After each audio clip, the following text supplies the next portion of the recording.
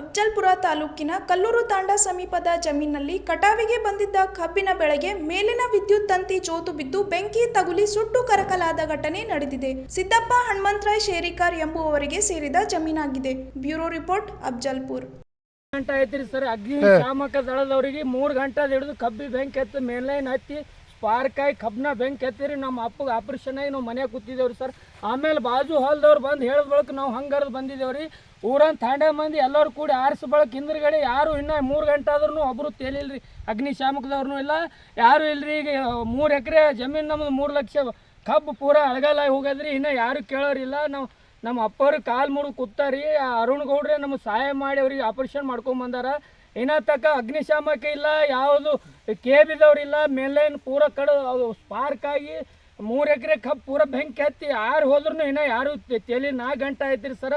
ಇಲ್ಲೇ ನಾವು ಅಳ್ಕೋತ ಹೆಂಡ್ರು ಮಕ್ಕಳು ಅವ ಎದೆ ಹೊಡೆದು ಮನ್ಯಾಗ ಕೂತಾನ್ರಿ. ಈಗ ನಮ್ಮ ಅವ್ರಿಗೂ ಈಗ ಆಂಬುಲೆನ್ಸ್ ಒಯ್ಬೇಕ್ರಿ ಸರ್.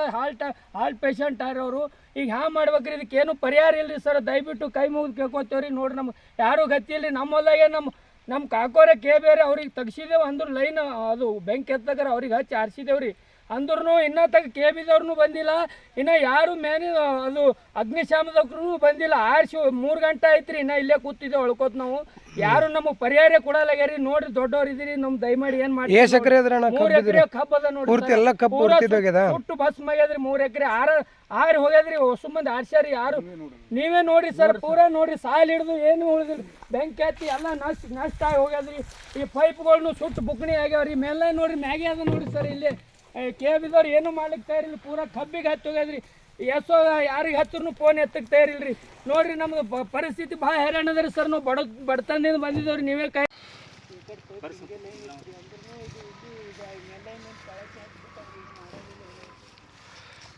ಅಲ್ರಿ ಸರ, ನಾವು ಏನಾರ ಒಂದು 10 ಸಾರಿ ಫೋನ್ ಹಚ್ಚಿನ 10 ಸಾರಿ ಫೋನ್ ಹಚ್ಚಿನಿ. ಕರೆಕ್ಟ್ ಟೈಮಿಗೆ ಬಂದಿತ್ತಲ್ರಿ. ಕಬ್ಬು ಸುಡ್ತಿದ್ದಿಲ್ಲ, ಉಳಿತಿತ್ತು ಸ್ವಲ್ಪ ಮ್ಯಾಗ ಉಳಿತಿತ್ತು. ರೈತ ಉಳಿತಿದ್ದ. ಇದು ಕರೆಕ್ಟ್ ಶಕ್ತಿ ಸಂತೋಗಿ ಶಾಣು. ಇದಕ್ಕೆ ಸುನಿಲಿಗೆ ಯಾವಾಗ ಬರುತ್ತೆ ಅವಾಗ ಹೆಚ್ಚೇನ್ರಿ. ನನ್ನ ನಂಬರ್ 8 ಮಂದಿ ಬಲ್ಲಿ ಶಕ್ತಿ ಬಲ್ಲಿ ಏನ್ರಿ. ನಾನು ಗಾಡಿ ಹೊರ ಹೋಗ್ಯದ್ರಿ. ಏನು ಮಾಡಕ್ಕೆ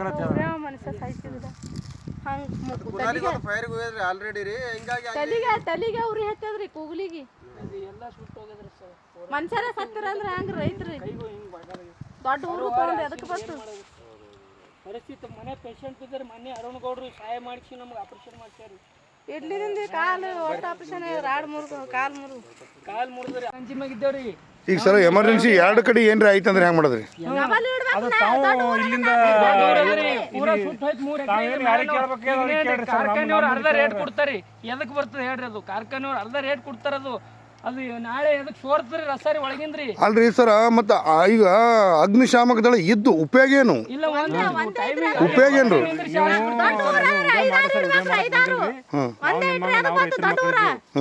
ಈಗ ನಮ್ಮ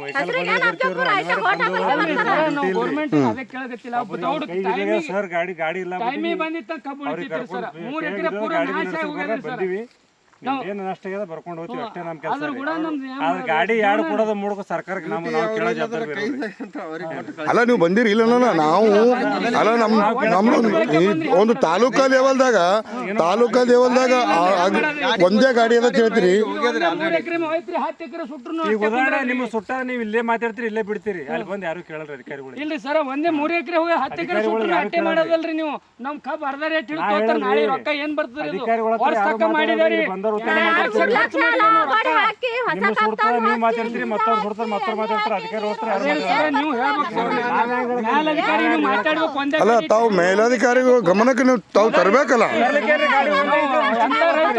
ಹೊಲ ಇಲ್ಲ, 1000 ಮಂದಿ ಇರ್ತದ. ನೀವು ಇಟ್ಟೆ ಮಾತಾಡ್ತೀರಿ. ಗುಲ್ಬರ್ಗ ದೊಡ್ಡ ಡಿಸ್ಟ್ರಿಕ್ಟ್ ಒಂದೇ ವೆಹಿಕಲ್ ಅದ. ನಮ್ಗೆ